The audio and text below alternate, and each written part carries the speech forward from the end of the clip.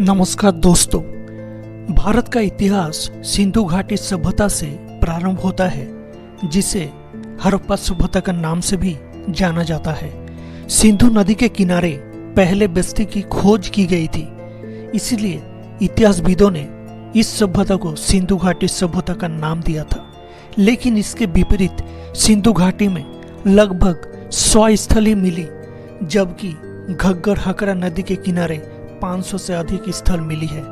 अधिकांश इतिहासविदों ने दो नदी प्रणालियों के आधार पर उन्हें सिंधु सरस्वती सभ्यता कहना पसंद करते हैं, जबकि अन्य उन्हें हड़प्पा सभ्यता के नाम देना पसंद करते हैं, क्योंकि हड़प्पा में पहली बस्ती की खोज की गई थी।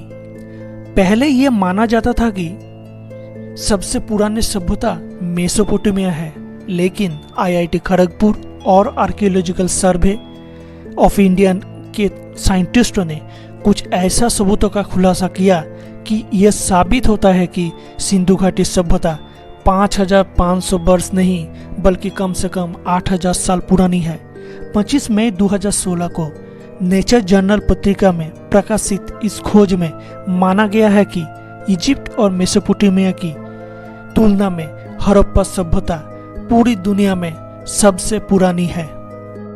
ये बात 18वीं सेंचुरी का है, जब तिलोपेंथर नामक अंग्रेज ने सर्वप्रथम हड़प्पा सभ्यता के विभिन्न क्षेत्रों में कुछ पुरावशेष प्राप्त किए थे, लेकिन वो इतने कम मात्रा में थे जिसे कुछ भी समझना मुमकिन नहीं था।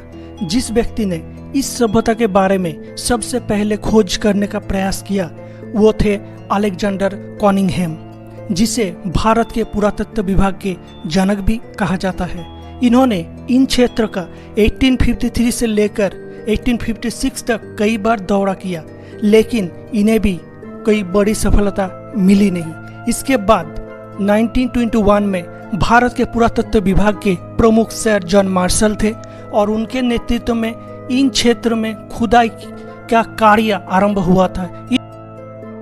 इस खुदाई के नेतृत्व दो भारतीय संभाल रहे थे, दयाराम साहनी और राखालदास बनर्जी। सिंधु घाटी सभ्यता के 3 चरण थे।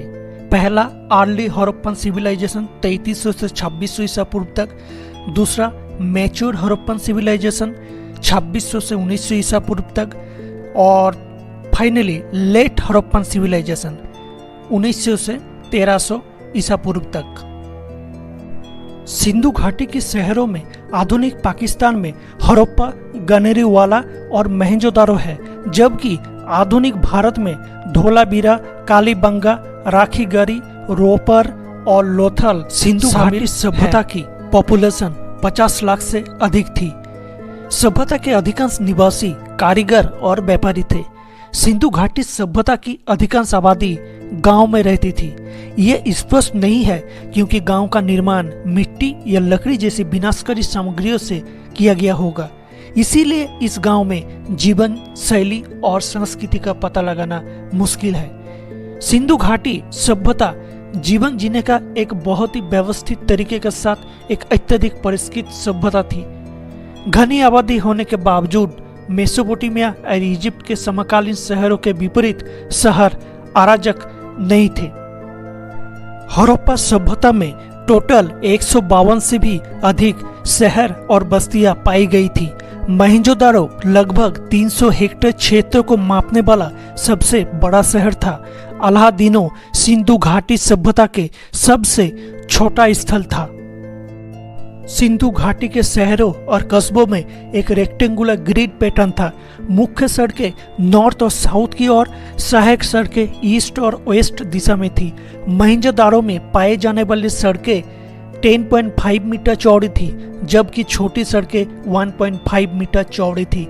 हड़प्पा की सड़कों को पक्की ईंटों से पक्का किया गया था ताकि बैलगाड़ी की मूवमेंट आसान हो सके। हड़प्पा वासी सील नक्काशी के लिए जाने जाते हैं। इन्होंने संपत्ति की पहचान के लिए और व्यापारिक वस्तुओं पर मिट्टी के मुहर लगाने के लिए इन विशिष्ट मुहरों का यूज किया। मुहरों जिन्हें एलिफेंट, टाइगर, वाटर बफेलोस जैसे जानवरों की आकृतियों से सजाया गया। सिंधु घाटी के लोगों के पास एडवांस सैनिटेशन सिस्टम था। ये लोग किसी भी अन्य प्राचीन सभ्यता से पहले पानी का चैनलिंग इंप्लीमेंट करने और दूषित पानी का डिस्पोजल करने के बारे में जानते थे।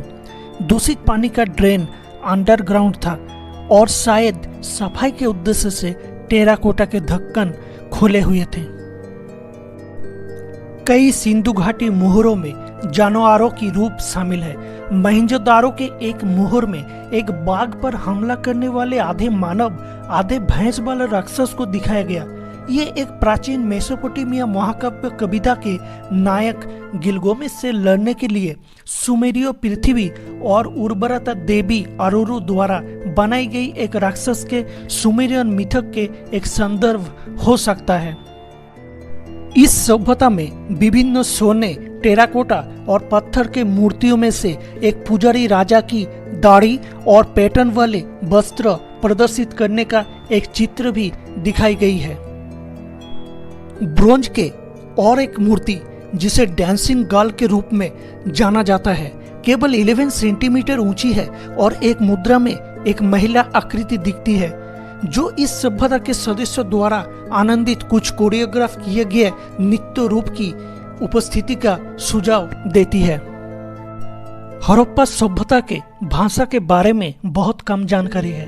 हड़प्पा में मिली मिट्टी और पत्थरों की गलियों पर लिखित ग्रंथों का एक संग्रह है जिसमें त्रिशूल के आकार के पौधे जैसे निशान है जो राइट से लेफ्ट में लिखा हुआ प्रतीत होता है।